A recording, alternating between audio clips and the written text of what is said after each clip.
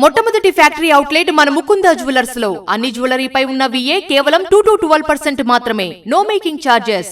విచేయండి Mukunda jewellers, Jubilee Hills మరియు Vizag. Iran యుద్ధం ప్రపంచ ఆర్థిక వ్యవస్థను కుదిపేస్తోంది.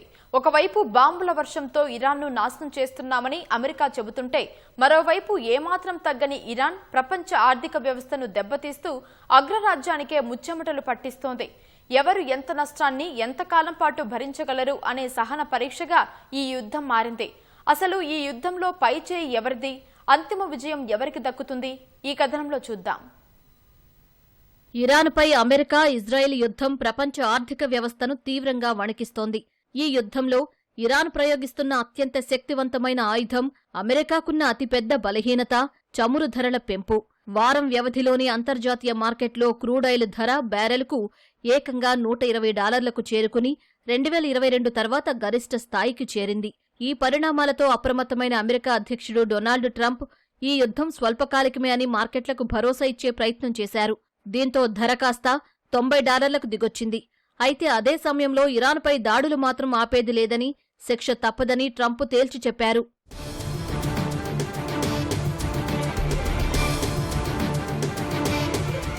మరోవైపు నిరంతర దాడులను ఎదుర్కొంటూనే ఇరాన్ తన ప్రతీకారాన్ని తీవ్రం చేసింది.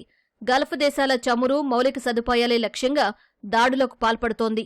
ఈ దాడుల భయంతో ఖతార్ తన సహజ వాయువు ఉత్పత్తిని నిలిపివేయగా, బహ్రెయిన్, సౌదీ అరేబియాలో చమురు సంస్థల ఉత్పత్తికి తీవ్ర ఆటంకం ఏర్పడింది. ముఖ్యంగా ఆసియా దేశాలకు సరఫరా నిలిచిపోయింది. దీనికి తోడు ప్రపంచంలోని 20% చమురు, 30% ఎరువుల ఎగుమతులు జరిగే అత్యంత కీలకమైన హొర్మోజ్ జలసంధి గుండా వాణిజ్య నౌకల రాకపోకలు దాదాపుగా నిలిచిపోయాయి. ఇక్కడి నుంచి 1 లీటరు చమురు కూడా వెళ్లనివ్వబోమని రెవల్యూషనరీ గార్డ్స్ హెచ్చరించారు. దీనిపై తీవ్రంగా స్పందించిన డొనాల్డ్ ట్రంప్, నౌకలను అడ్డుకుంటే ఇప్పటివరకు జరిగిన దాడుల కంటే 20 రెట్లు కఠినంగా దాడి చేసి ఇరాన్ మళ్లీ కోలుకోలేని విధంగా విధ్వంసం సృష్టిస్తామని హెచ్చరించారు.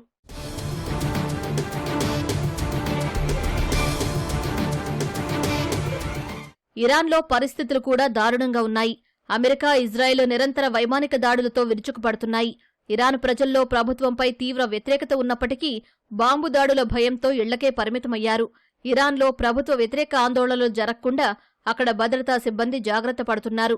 మరోవైపు చైనా, ఫ్రాన్స్, రష్యా వంటి దేశాలు కాల్పుల విరమణ కోసం చేస్తున్న ప్రయత్నాలను ఇరాన్ తిరస్కరించింది.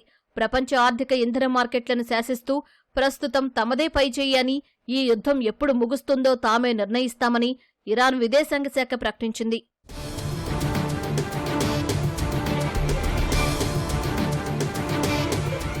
ఈ యుద్ధంలో 2 దేశాల లక్ష్యాలు భిన్నంగా ఉన్నాయి.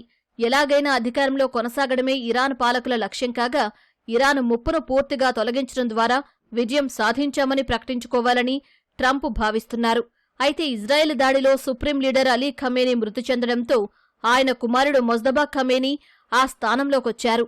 తండ్రి కంటే కఠినమైన విధానాలు అవలంబించే మొజ్తబా ఇప్పుడు ఇరాన్ అణ్వాయుధ కార్యక్రమాన్ని వేగవంతం చేసే అవకాశం ఉందన్న ఆందోళనలు వ్యక్తమవుతున్నాయి. ఇప్పటికే 60% మేర శుద్ధి చేసిన యురేనియం నిల్వలు ఇరాన్ వద్ద ఉన్నాయి. శిథిలాల కింద భద్రంగా ఉన్న ఆ నిల్వలతో అణ్వాయుధ తయారీకి మొజ్తబా ఒక ఫత్వా జారీ చేస్తే అది అమెరికా, ఇజ్రాయెల్కు సరికొత్త సవాలుగా మారడం ఖాయం. ఇరు వర్గాలు పంతాలకు పోయి ఏమాత్రం తగ్గేదేలే అంటూ ఉండడంతో ఈ యుద్ధం ఎప్పట్లో ముగిసేలా కనిపించడం లేదు.